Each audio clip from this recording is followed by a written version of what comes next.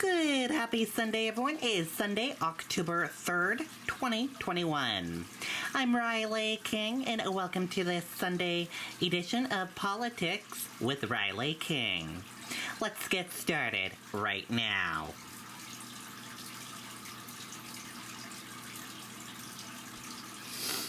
First up, anti-vaccine mandate activists denounce actions taken to halt executive council meeting.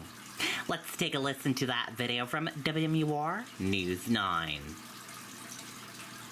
Walmart, America's largest, is hiring. Earn up to $28 per hour plus benefits working at Walmart's distribution center. Get a $5,000 sign-on bonus, but hurry, you must be hired before October 24th. Apply online today or text DC to 240240. Walk-ins welcome.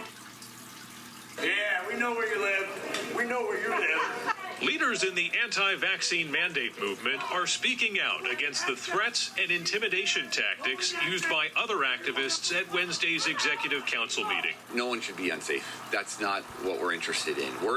Reopen has been very consistent over the years, or over the last 2 years, about having very civil protests. Rebuild New Hampshire, which helped organize the protest outside the meeting, says while it vehemently opposes federal funding intended to boost COVID-19 vaccination rates, it does not condone the actions that stop the council from holding a vote on that funding. Our mission and our goal is to save our republic that we do think is absolutely in peril.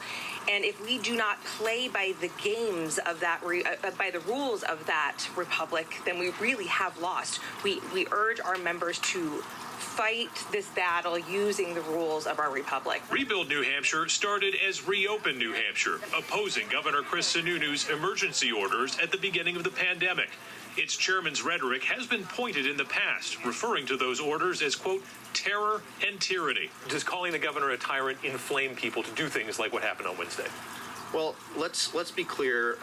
The actions that Governor Sununu took during the state of emergency were unconstitutional and unlawful. I mean, that's a fact. I'm not going to take responsibility for other people's actions by stating the truth. The bottom line is that Rebuild believes this process should be peaceful, and the vote on vaccine funding should be debated, not denied. And I think the sad news is for everybody in the state, is that the content of that document never got discussed. Adam Sexton, WMUR News 9. Okay, and there you go on that video and that report.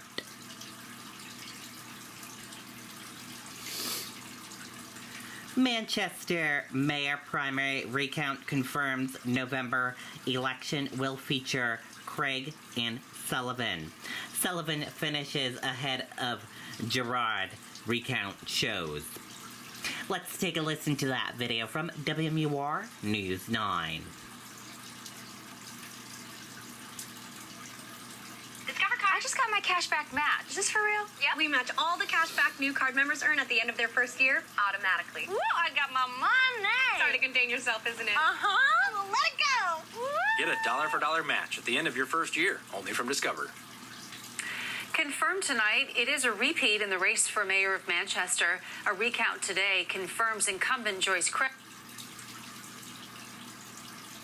and Victoria Sullivan as the top vote getters in last month's primary, meaning they will be on the general ballot in November. The recount was requested by Rich Gerard, who came in third. Sullivan says the process won't slow down her campaign at all. We have been focusing on this current mayor and the issues facing our city since the beginning, straight out of the gate, and that hasn't stopped. We were only more energized after the results on Tuesday, and we've been full speed ahead since. Both Sullivan and Gerard say the recount only strengthens people's confidence in the voting process. Okay, and there you go on that video and that report.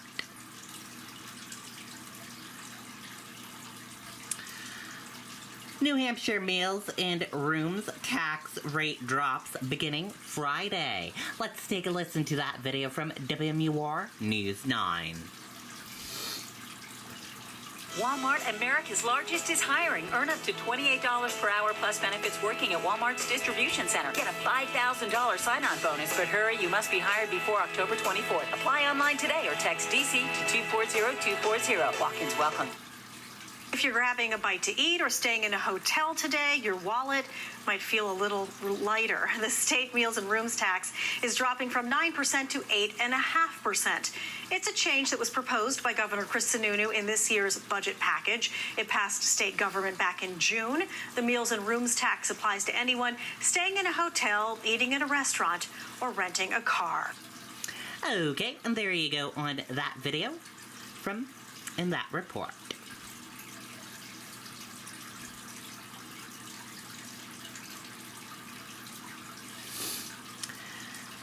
New Hampshire AG reviewing whether anyone violated criminal laws at Executive Council meeting disrupted by protesters. Let's take a listen to that video from WMUR News 9. Mainly Dub's annual Ferris Fair Sale is back under the tents at Deerfield Fairgrounds and in-store at their... Tom, yeah, they took yesterday's Executive Council meeting on the road, held here at the New Hampshire Institute of Politics on the campus of St. Anselm College. But that meeting never even got started. Shut it down! Shut it down! Shut it down! Several outbursts from some protesters forced state employees to leave the room for fear of their safety and ultimately forced the cancellation of the meeting. A meeting that was meant to vote on the use of federal funding to boost the state's COVID-19 vaccine rates. Today, Attorney General John Formella announced a review of the facts and circumstances surrounding the conduct of protesters at the meeting to determine if any individuals violated any criminal laws. Now, to be clear, the protesters were opposed to the COVID-19 vaccine mandates. They were not necessarily opposed to the vaccine, just the government mandating them. Now, we reached out to the AG's office today, but they declined to comment on the investigation. Reporting live, Jason King, WMUR News. Okay, and there you go on that video and that report.